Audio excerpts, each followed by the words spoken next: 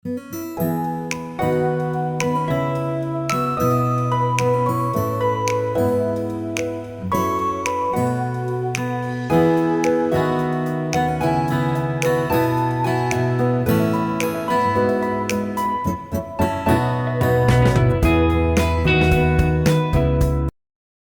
umaga po sa ating lahat.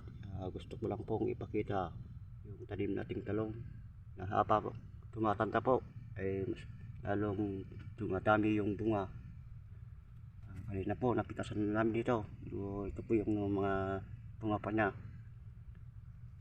Ang luwang po ng tinamnan ko ng talong ay 1 hektarya. Kaya medyo malaki po ang ating puhulan dito. Lalo na po sa pataba at saka sa pesticide. Alam po natin na mataas na ngayon ang presyo ng mga abono.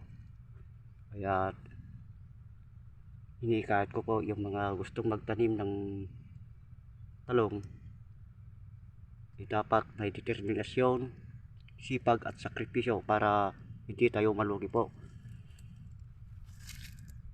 Ito po yung mga bunga niyan. Isang puno po lang ito.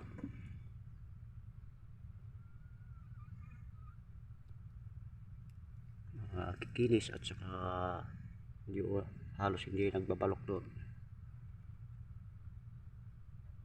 Nagpapasalamat po ako dahil medyo nakimpuhan ko po na maraming bunga at saka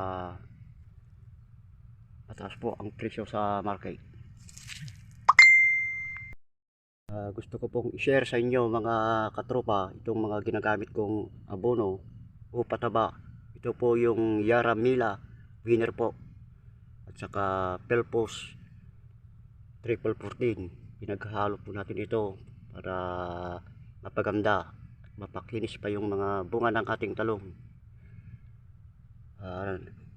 Nung gumamit pa ako nito, lalo na ngayon medyo mainit ng panahon, dire-diretso po ang pagbibigay ng bunga at makikinis po at halos wala pong bulot na bunga itong talong natin. Pagkatapos po natin lagyan ng abono, advice ko po na regular po tayong magpatubig upang ma-absorb ng ating tanim na talong yung abono na ilagay natin. Ako po ay halos every week po na nagpapatubig pagkatapos po ng pitas.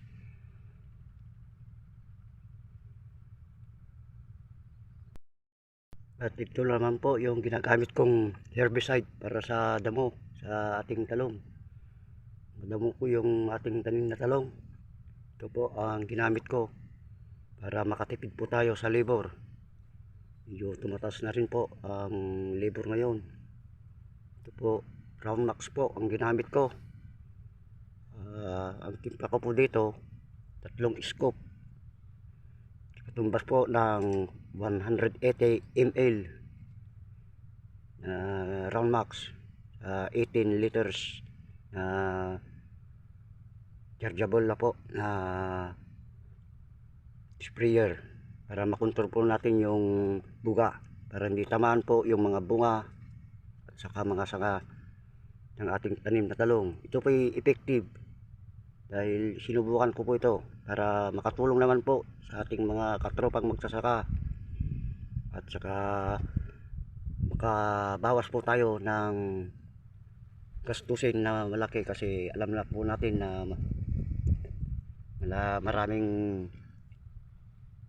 mag-alis ng damo kaya medyo nakakatipid po tayo dito. At hanggang dito na lang po. Sana nakatulong po ako sa inyo mga katropang magsasaka. Salamat po sa panunood at paki-share na lang po para makatulong po tayo sa mga katulad nating farmers.